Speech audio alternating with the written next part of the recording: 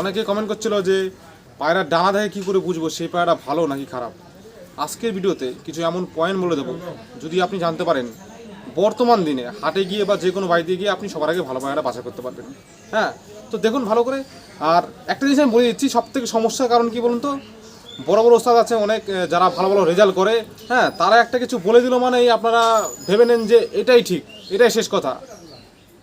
ঠিক আছে, একটা দেখা গেলো বড় অনেক, যার কাছে অনেক পায়রা আছে, যে ভালো রেজাল্ট করেছে, সে একটা জিনিস বলে দিল মানে আপনারা ভেবে নিচ্ছেন যে এটাই ফাইনাল, আর কিছু না। যেরকম আমি বলে দিচ্ছি, আপনাদের বুঝতে পারবেন আমার কথাগুলো। যেরকম তিনটে শীষ পালক সমান, এই তিনটে যে শীষ পালক সমান বা 9 নম্বর বড়, হ্যাঁ, বড় বড় ওস্তাদের দেখেছি আমি বলতে, যে বলে কিনা তিনটে শীষ পালক শুধু সমান হলেই ব্যাস ওই পায়রাটা খুব ভালো হবে বা 9 নম্বরটা ভালো হলেই ভালো হবে।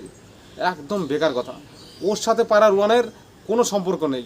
কিছুটা সাপোর্টের ব্যাপার আছে, পায়রার উড়ার সুবিধার ব্যাপার আছে, সাপোর্টের ব্যাপার আছে, হ্যাঁ, কিন্তু শুধুমাত্র শীষ পালক সমান হয়ে গেল আর 9 নম্বর বড় হয়ে গেল তাতেই পায়রা ভালো হয়ে যাবে, এটা যে বলে দেবে তাহলে আমি সে কথা মানবো না। তো ব্যাপারটা হচ্ছে, যারা কিনা বিদেশি লাইনে পায়রা বসেন তারা হচ্ছে আপনারা তাহলে ওই ওস্তাদের ভিডিও দেখতে পারেন, কিন্তু যারা দেশি ব্লাড লাইনে পায়রা বসেন তাহলে অবশ্যই আমার ভিডিও একবার ঘুরে যাবেন। দেখুন, সবার প্রথমে আমি বলে দিচ্ছি, আগেও আমি বলেছি আবারও বলে দিচ্ছি, ভালো করে মন দিয়ে শুনে নিন।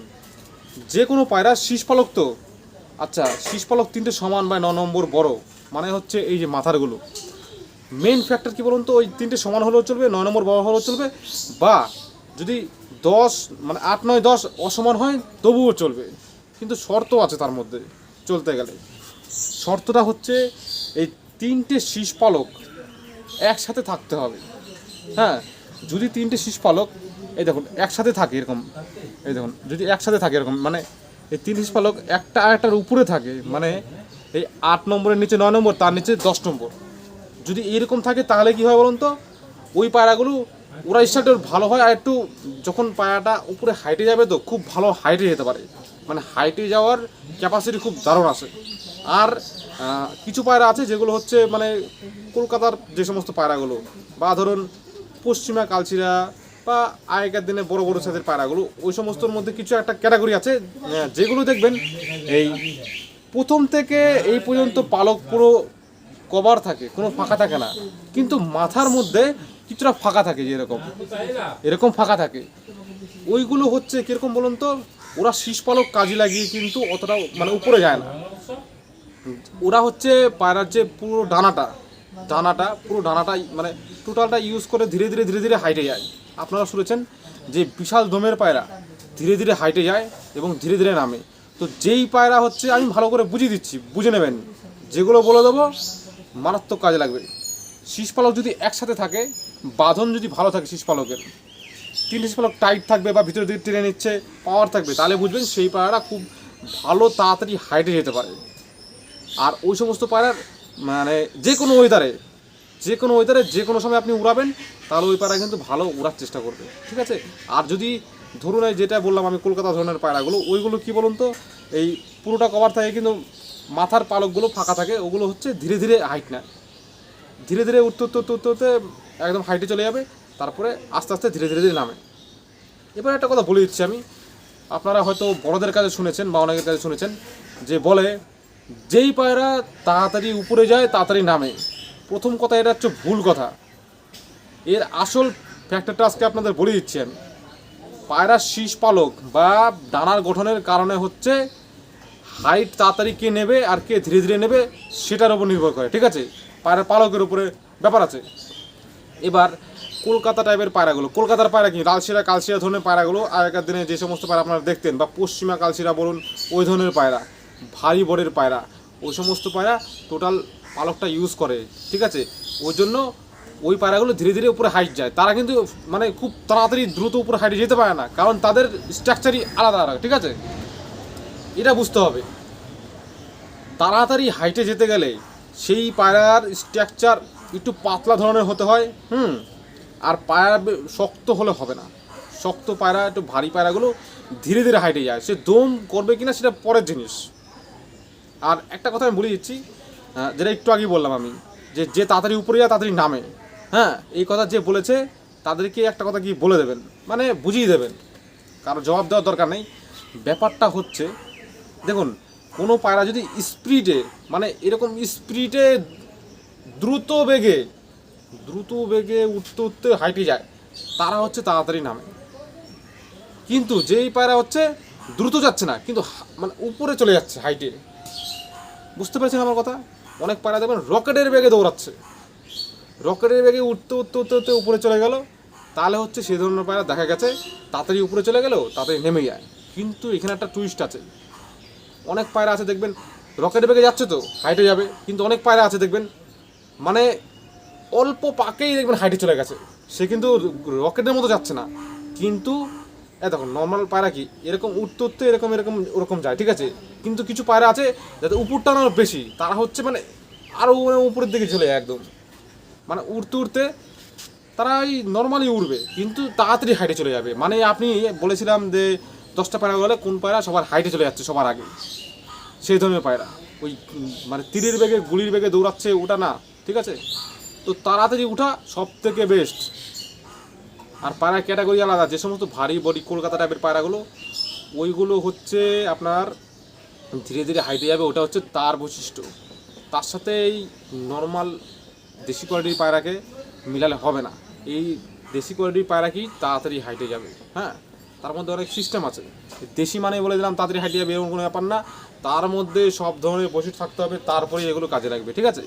তো এইবার আমি একটা জিনিস বলে দিচ্ছি, দেখুন ভিডিও বড় হতে পারে কিন্তু আমি ধীরে ধীরে একদম ইনফরমেশন আপনাদেরকে এমনভাবে দেবো আপনাদের পুরো ক্লিয়ার হয়ে যাবে।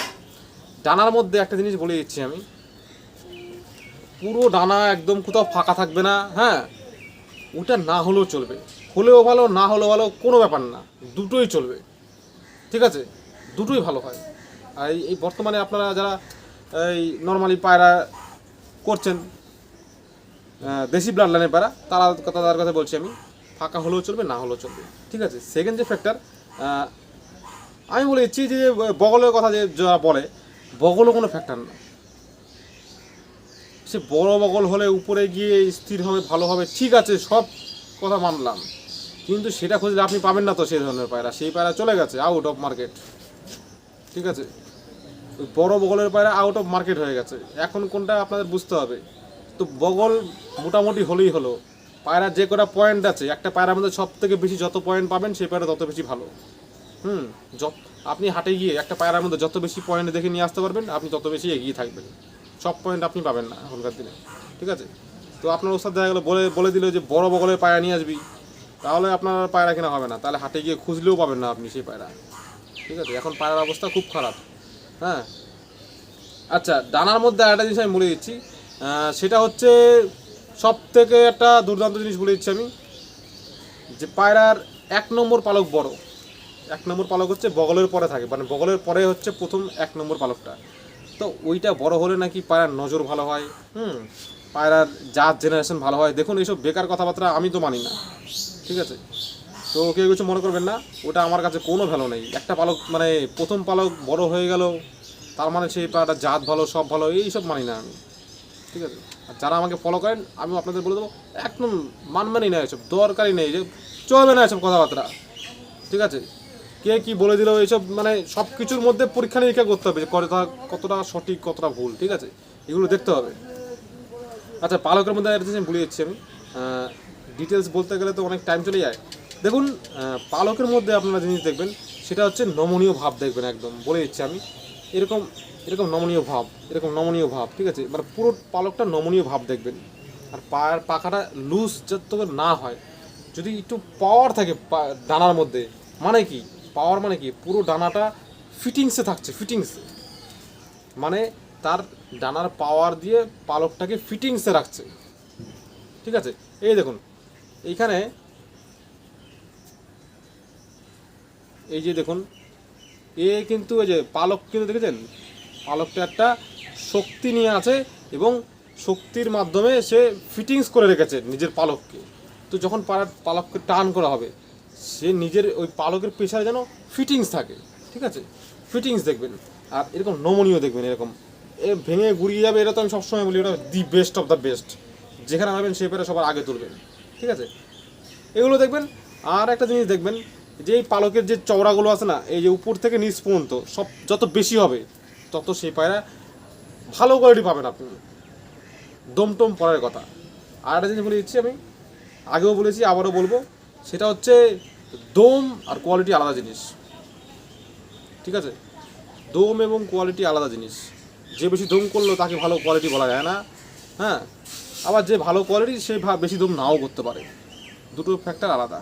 যার যেরকম চয়েস, যে দম চাবেন তার কাছে দেখা গেল সেই স্টাইল না হলেও চলবে, কোয়ালিটি না হলেও চলবে, কিন্তু যে কোয়ালিটি চান তার হচ্ছে পায়রার মধ্যে মানে সুন্দর সিস্টেম থাকতে হবে, এই হচ্ছে ব্যাপার। যাই হোক, ডানা নিয়ে বলতে গিয়ে আজকে কিছু জিনিস অবশ্যই বললাম, কিন্তু যেটা মানুষ ভুল বুঝে যাচ্ছে সেটাও আমি কিছুটা বলে দেওয়ার চেষ্টা করলাম। তো ভিডিও কেমন হলো অবশ্যই জানাবেন, আর নেক্সট ভিডিওতে আবার দেখা হবে।